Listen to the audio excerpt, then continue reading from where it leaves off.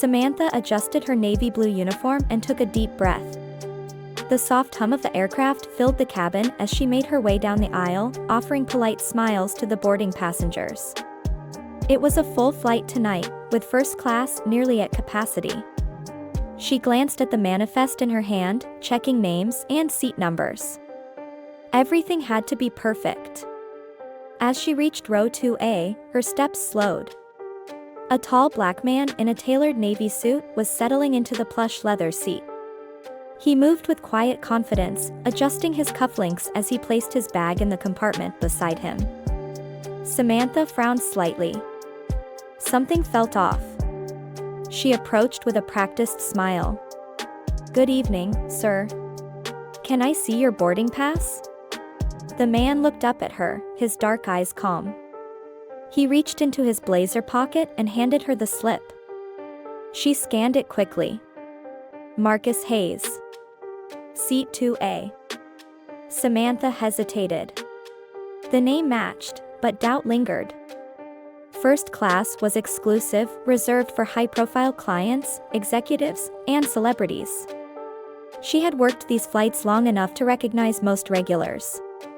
Yet, she had never seen him before.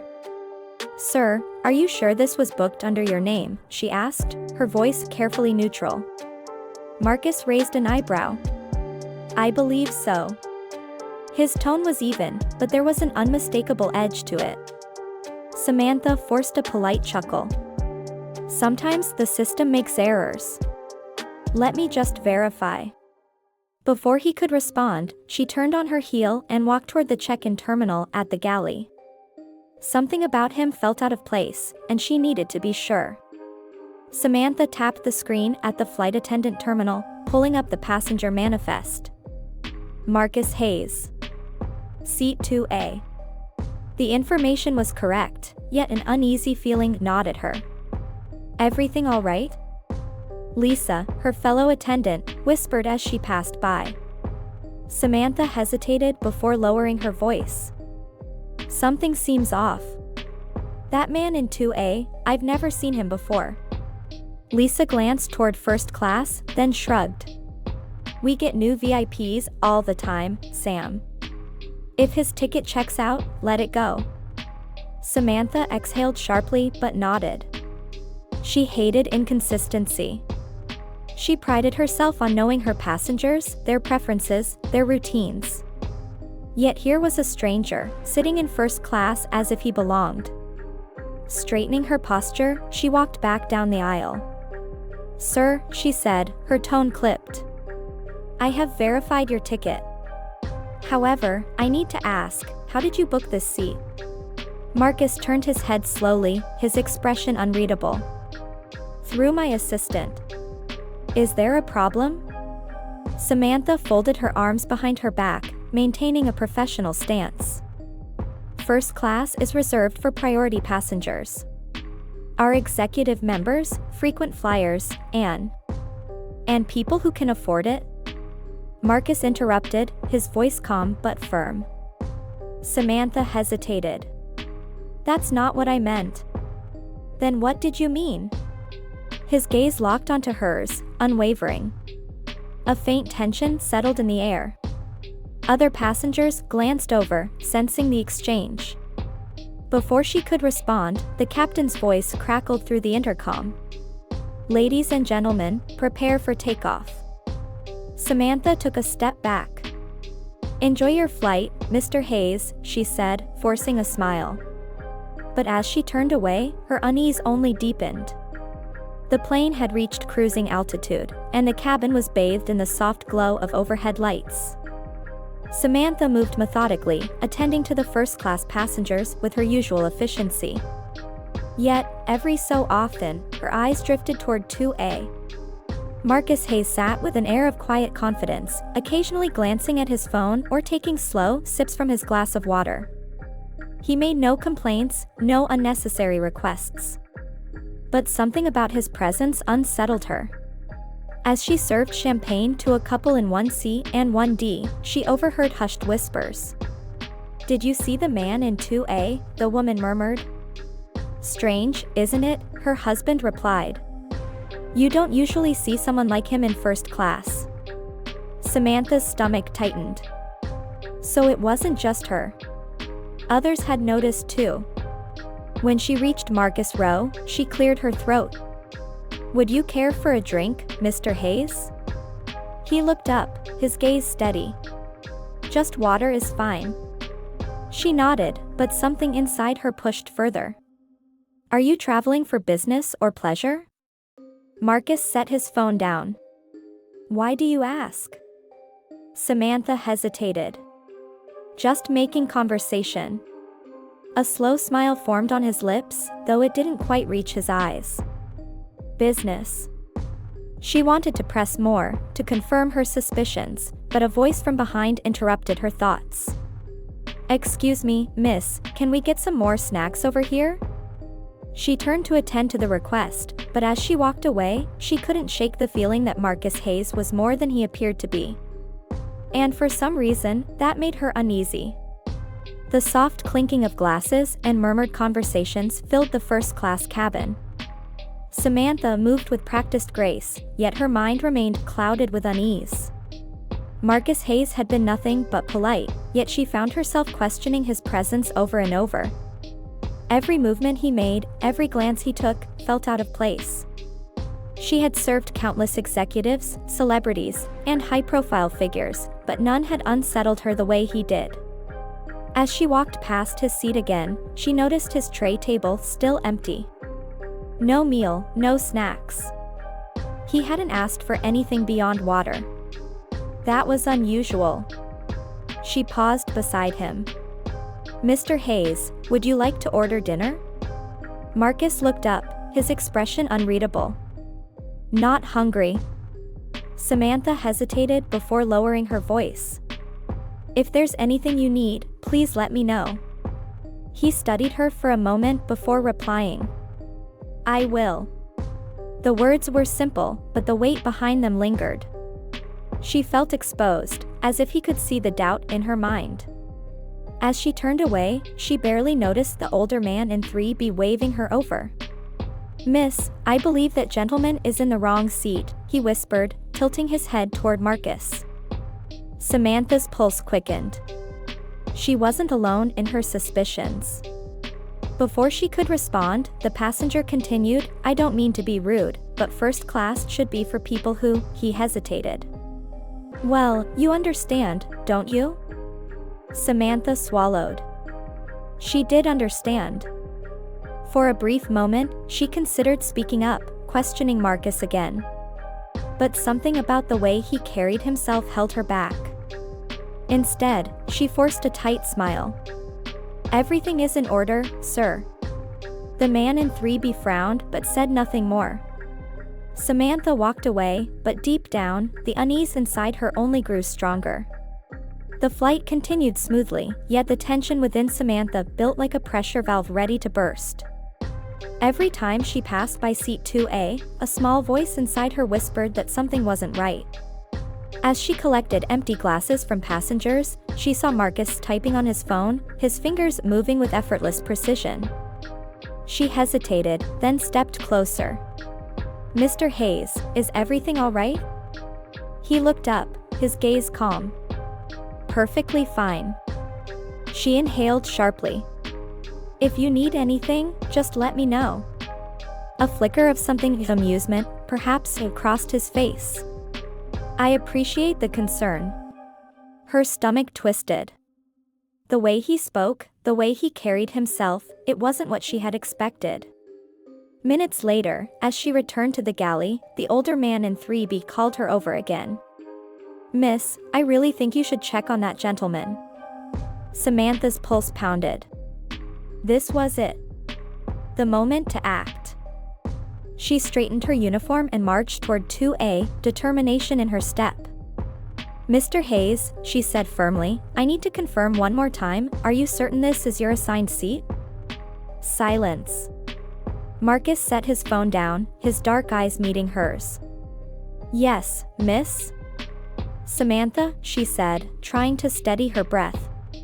"Samantha," he repeated, his voice even. "Would you like to see my ticket again?" Passengers nearby turned their heads, sensing the rising tension. Samantha hesitated, feeling the weight of their stares. "I just need to be sure," she insisted. Marcus reached into his pocket, retrieved the slip, and handed it to her. She scanned it, her hands tightening around the paper. 2A Marcus Hayes. Verified. The blood drained from her face. Before she could react, he leaned in slightly, his voice low but clear. "You assume I don't belong here, don't you?" A wave of heat rushed to her cheeks. She opened her mouth, but no words came. For the first time that evening, it wasn't Marcus who felt out of place. It was her. The ticket in Samantha's trembling hands confirmed what she had refused to believe: Marcus Hayes belonged in seat 2A. The reality of the moment hit her like a tidal wave. Her throat went dry as she handed back the slip of paper. "My apologies, Mr. Hayes," she murmured. Marcus took it without a word, slipping it back into his pocket. His gaze remained on her, unreadable. The other passengers had noticed. Whispers spread like wildfire through first class. Samantha felt their stares, the silent judgment pressing down on her like an unbearable weight. She turned quickly, retreating toward the galley. But before she could disappear, Marcus' voice stopped her. "Miss Samantha." She froze. Slowly, she turned back. "Do you always question first-class passengers this much, or just the ones who look like me?" The air between them crackled with unspoken tension. Samantha struggled to find an answer, to explain herself. I was only trying to ensure that everything was in order." Marcus let out a quiet, humorless chuckle. "I see." His expression remained calm, but there was something beneath it, something sharp and knowing. She wanted to escape, to push the moment away, but deep down, she knew she had crossed a line she couldn't take back. Without another word, she turned and disappeared behind the curtain. But even as she busied herself in the galley, her hands shook. The unease she had felt all evening had transformed into something else entirely. Samantha kept herself busy in the galley, stacking trays and wiping counters that didn't need cleaning. But no matter how hard she tried to focus, the weight of Marcus Hayes' words lingered in her mind. "Do you always question first-class passengers this much, or just the ones who look like me?" She swallowed hard. Had she really been so blinded by her own bias? The intercom crackled. "Ladies and gentlemen, we would like to take a moment to acknowledge a special guest on board tonight. One of our esteemed shareholders is traveling with us, and we would like to extend our gratitude for his contributions to Skylux Airlines." Samantha barely paid attention until the next words made her entire body go rigid. "Mr. Marcus Hayes, we thank you for your continued support as a valued shareholder of our company." Her breath caught. Slowly, she stepped out of the galley and into the cabin, where passengers were now turning towards seat 2A. Some clapped politely, others whispered in shock. Marcus remained composed, offering a nod of acknowledgement. He seemed completely unbothered, as if he had expected this moment all along. Samantha, however, felt the floor drop beneath her. Marcus Hayes wasn't just a passenger. He wasn't just some businessman. He owned part of the airline. 45% to be exact. Her vision blurred as the realization crashed over her. She had doubted, humiliated, and subtly mistreated a man who had more power in this company than she ever would. A wave of nausea hit her. What had she done? Samantha stood frozen in the aisle, her heart hammering against her ribs. The applause had faded, but the weight of her actions pressed heavier with each passing second. She turned toward Marcus, who remained seated, perfectly calm. He hadn't gloated, hadn't demanded an apology. He didn't need to. The truth alone was enough to shatter her. Taking a shaky breath, she forced herself to approach. Her hands clenched at her sides as she stopped beside his seat. "Mr. Hayes." Her voice was barely above a whisper. He looked up at her, his expression unreadable. She swallowed hard. I owe you an apology. Marcus tilted his head slightly, waiting. Samantha felt her throat tighten. She had spent the entire flight convinced he didn't belong. And now, here she was, the one completely out of place. I made assumptions about you, she admitted, shame burning in her chest. I treated you unfairly. Marcus studied her for a moment before speaking. And why do you think that is? Her mouth went dry. There were so many ways to answer, but none that could erase what had already been done. She hesitated, then lowered her gaze. I don't know. A long silence stretched between them. Then, finally, Marcus exhaled softly. Miss Samantha, he said, his voice measured. I didn't come here tonight expecting special treatment. I simply expected to be treated like everyone else.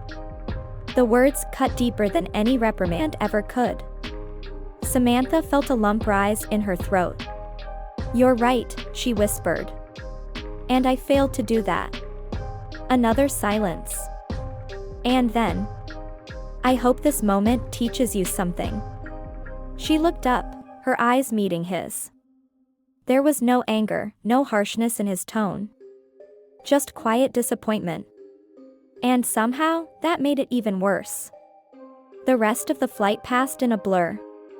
Samantha moved through her duties mechanically, her usual confidence shattered. Every interaction, every forced smile felt hollow. She avoided Marcus Hayes as much as possible, but she could still feel the weight of his presence. He didn't need to say anything else. His silence was enough. As the plane began its descent, Samantha found herself lingering near the first-class cabin, watching as passengers gathered their belongings. Marcus stood, adjusting his suit jacket with effortless composure. He moved with the kind of quiet power that she had failed to recognize before. Just as he reached the aisle, Samantha took a deep breath and stepped forward. Mr. Hayes, she said hesitantly. He paused, looking at her with the same unreadable expression. I want you to know that I'll remember this, she admitted. I won't make the same mistake again. Marcus studied her for a moment before nodding. Good. Then, without another word, he stepped past her and walked toward the exit. Samantha stood there, watching him disappear into the airport terminal, a hollow feeling settling in her chest.